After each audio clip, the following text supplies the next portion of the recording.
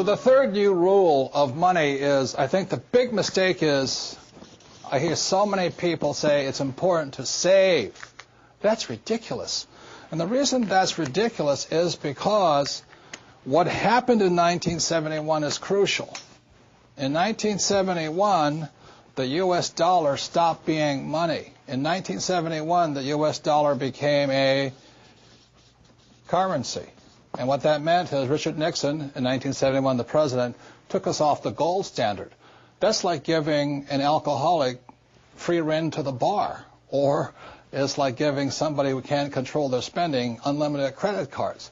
So what's happening is all the savers today are losers. You know, the problem with 1971 is that the federal government keeps printing money, so the value of your money keeps going down.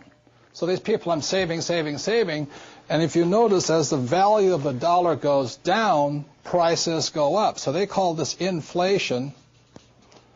You know, you look at in 1997, oil was about, I think, $10 a barrel. 10 years later, it's about 135 a barrel. So they say it's inflation, but really what it is the dollar's value coming down. So savers are getting wiped out today. So just keep saying to yourself and to your kids to save money, that is not the new rule. That's an old rule. So a very big problem for most people is stop using the word save and use the word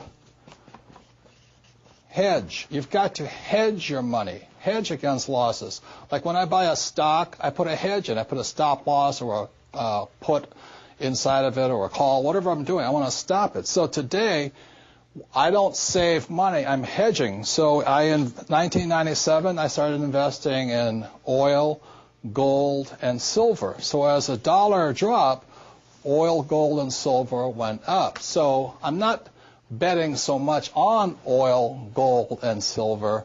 I'm betting against the U.S. dollar. And that's why this idea that you're going to tell people you need to save money, that's really, really an obsolete idea, because the idea went obsolete in 1971. The U.S. dollar in the last few years has lost almost 80% of its purchasing power.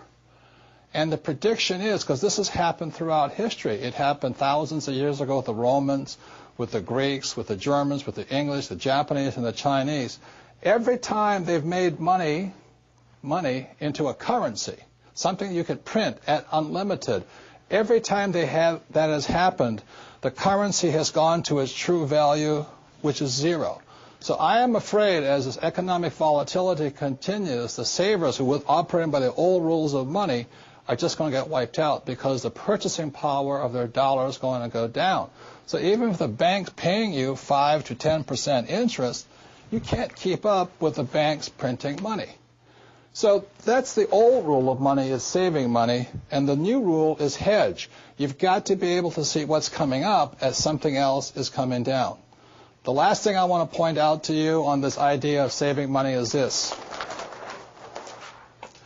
One of the biggest misunderstandings in the world today is what they talk about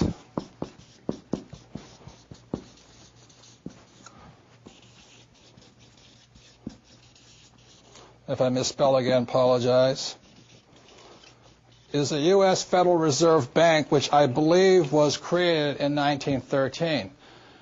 In 1971, the reason 1971 is such an important time was because the U.S. Federal Reserve became the bank to the world. They could print as much money as they wanted. Never in the history of the world has anybody been allowed to print money for the rest of the world. Let me backtrack one more time. I talked about how the Romans did it, the Greeks did it, and all this.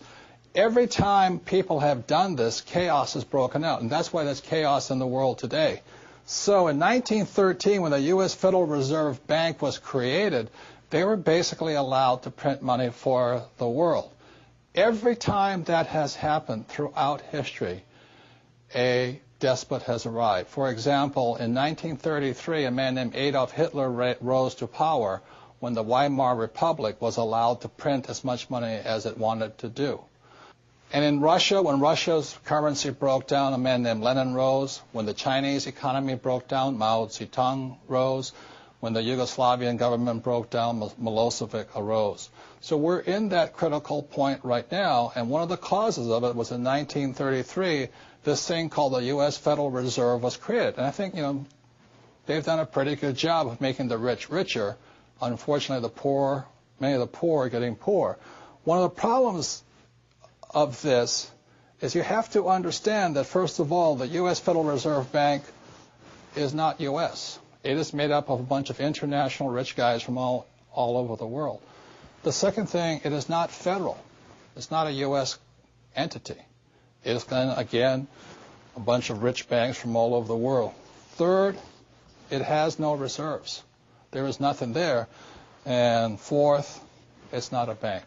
So that's why when I talk to people about really needing to understand the new rules of money, which really began to take effect in 1971 when we were allowed to print money for the rest of the world, is understanding that this system here is causing the rich to get richer and the poor and middle class to get poorer, but most importantly, the lower middle class is almost getting wiped out.